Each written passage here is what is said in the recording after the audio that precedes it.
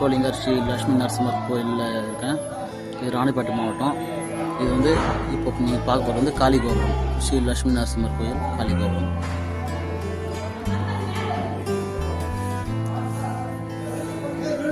சோழர்கள் கட்டின சோழர்கள் வந்து நிறைய சிவன் கோயில் தான் கட்டியிருப்பாங்க. ஆனால் இது வந்து ஸ்ரீ லட்சுமி நரசிம்மர் கோயிலை கட்டியிருக்காங்க. பாருங்கள், இந்த தூண்களில் அவ்வளோ சூப்பராக டிசைனெல்லாம் பண்ணியிருக்காங்க. இப்போ சிமெண்ட்டில் செஞ்சால் கூட அவ்வளோ க்ளீனாக அவ்வளோ கூர்மையாக வருமா என்னன்னு தெரில. பாருங்கள், அந்த தாமரை வடியில் பாருங்கள் எவ்வளோ ஷார்ப்பாக பண்ணியிருக்காங்க. ஒளியில் அவ்வளோ சூப்பராக செதுக்கியிருக்காங்க. இப்போ சிமெண்ட்டில் பண்ணால் கூட அவ்வளோ நல்லா வருமா என்னன்னு தெரில. இந்த சைடில் இந்த பார்டர்லாம் கட்டியிருக்காங்க பார்த்தீங்களா, பாருங்கள் அவ்வளோ அருமையாக சூப்பராக இருக்குது.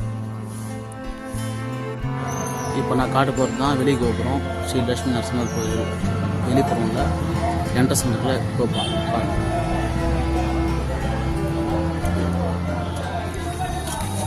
ஸ்ரீ லட்சுமி நரசிம்ம சுவாமி கோயில். அந்த காலத்தில் சோழர்கள் கட்டின பெருமாள் கோயில். ஏன்னா நிறைய வந்து சோழர்கள் வந்து சிவன் கோயில் தான் கட்டுவாங்க. ஆனால் இங்கே அதிசயமாக இந்த சோழர்கள் காலத்தில் ஸ்ரீ லட்சுமி நரசிம்மர் பெருமாள் கோயில் கட்டியிருக்காங்க.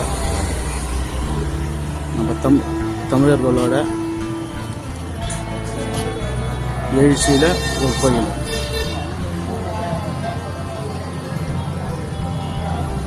நம்ம தமிழர்களோட புகழ் இந்த உலகத்துக்குள்ளே தெரியணுன்னு தான் நான் இந்த மாதிரி தெய்வீக ஆலயங்களை வீடியோ எடுத்து போடுறேன். பிடிச்சிருந்தால் லைக் பண்ணுங்கள், ஷேர் பண்ணுங்கள், சப்ஸ்கிரைப் பண்ணுங்கள். அப்போ தான் நான் போடுற ஒவ்வொரு வீடியோ வந்து உங்களுக்கு நோட்டிஃபிகேஷன் சேரும்.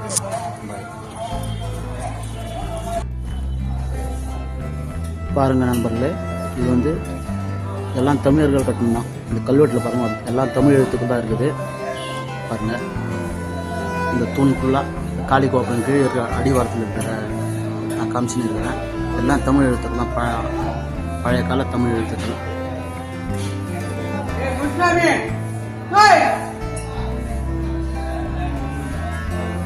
எல்லாம் தமிழ் எழுத்துக்களாக தான் பொறிக்கப்பட்டுள்ளது. நீங்கள் பாருங்கள், எல்லாமே தமிழ் எழுத்துக்கள் தான். இது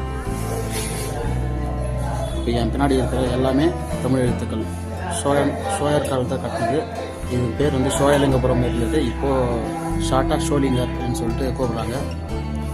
எல்லாமே தமிழ் எழுத்துக்கள் தான். தமிழர்கள் கட்டின கோயில்.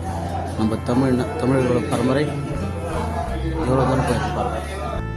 இந்த மாதிரி தெய்வீக ஆலயங்களை நீங்கள் பார்க்கணுன்னா இந்த சேனலை சப்ஸ்கிரைப் பண்ணுங்கள்.